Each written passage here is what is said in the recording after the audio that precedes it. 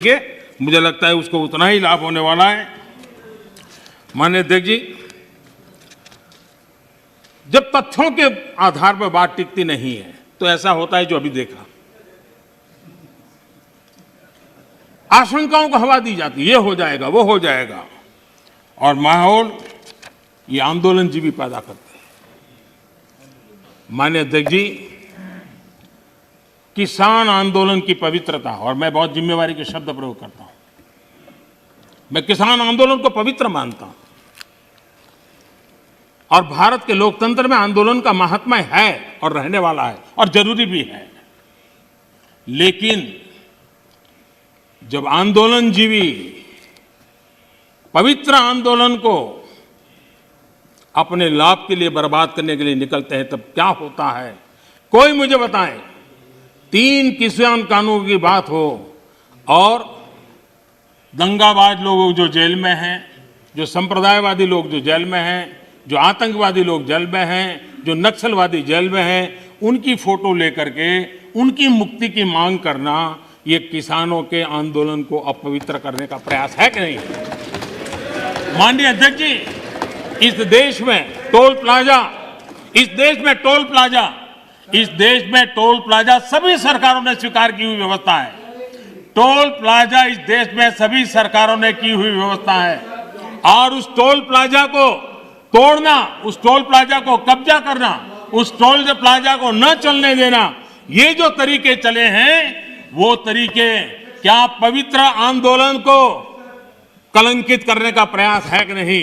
जब पंजाब की धरती पर सैकड़ों की तादाद के अंदर, पंजाब की धरती पर सैकड़ों की तादाद के अंदर जब टेलीकॉम के टावर तोड़ दिए जाएं, क्या वो किसान की मांग से सुसंगत है? क्या किसान के पवित्र आंदोलन को बर्बाद करने का काम आंदोलनकारी ने नहीं, आंदोलनजीवियों ने किया हुआ है। और इसलिए देश को आंदोलनकारी और आंदोलनजीवियों के बीच फर्क करना बहुत जरूरी है, और देश को इन आंदोलनजीवियों से बचाना वो भी उतना ही जरूरी है।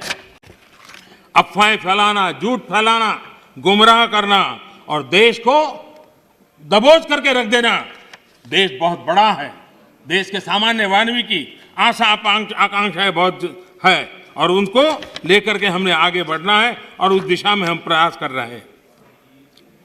देश में एक बहुत बड़ा वर्ग है,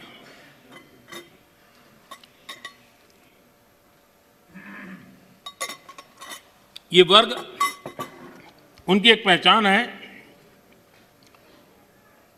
टॉकिंग द राइट थिंग्स, यानी हमेशा सही बात बोलना। सही बात कहने में कोई बुराई भी नहीं है, लेकिन इस वर्ग के ऐसे लोगों से नफरत चीड़ है जो डूइंग द राइट थिंग्स पर चलते हैं। ये फर्क समझने जैसा है।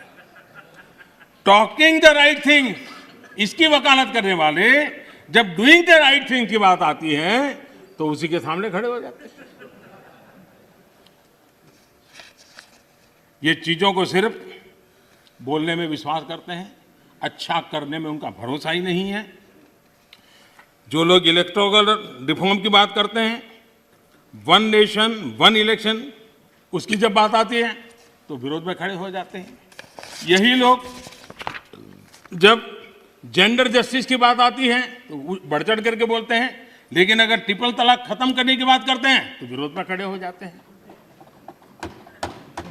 ये एनवायरमेंट की बात करते हैं, लेकिन हाइड्रो पावर या न्यूक्लियर पावर, उसके सामने जाकर के झंडे लेकर के खड़े हो जाते, होना नहीं चाहिए, इसके लिए आंदोलन चलाते हैं। तमिलनाडु तो उसका भुक्तभोगी है। उसी प्रकार से जो दिल्ली में पॉल्यूशन को लेकर के कोर्ट में जाकर के रीट करते हैं, अपील करते हैं, पीआई करते हैं, दिल्ली के लोग, वही लोग पराली जलाने वालों के समर्थन में जाके खड़े हो जाते। तब समझ नहीं आता है कि किस प्रकार से इस देश को गुमराह करने का इन लोगों का प्रयास है, और उसको देश ने समझने की जरूरत है। मैं देख रहा हूं कि 6 साल में विपक्ष के मुद्दे कितने बदल गए हैं जी। हम भी कभी विपक्ष में थे, लेकिन हम जब भी विपक्ष में थे तो आपने देखा होगा देश के विकास के मुद्दों को लेकर के, भ्रष्टाचार के मुद्दों को लेकर के हम शासन में बैठे हुए लोगों को घेरते थे, हम आवाज उठाते थे, हम प्रयास करते थे।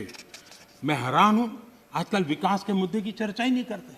मैं इंतजार करता हूं कि ऐसे मुद्दे उठाएं ताकि हमको कुछ कहने का मौका मिले कि भाई हम क्या कर रहे हैं, लेकिन वो हमारे मौका ही नहीं, क्योंकि उनके पास इन मुद्दों पर बोलने के लिए कुछ रहा नहीं है। और इसलिए न वो कितनी सड़कें बनी पूछते हैं, न कितने पुल बने पूछते हैं, न बॉर्डर मैनेजमेंट में क्या हुआ है, कितनी पटरियां बिछी, इन सारे विषयों पर उनको चर्चा करने में इंटरेस्ट नहीं है। माननीय अध्यक्ष जी, 21वीं सदी में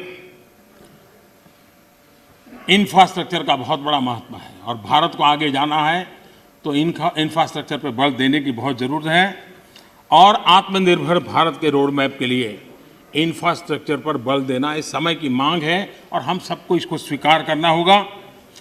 इंफ्रास्ट्रक्चर मजबूत होगा तभी देश की गति भी तेज होने वाली है, उसकी दिशाएं भी व्यापक होने वाली हैं और इसलिए हमने प्रयास करना चाहिए।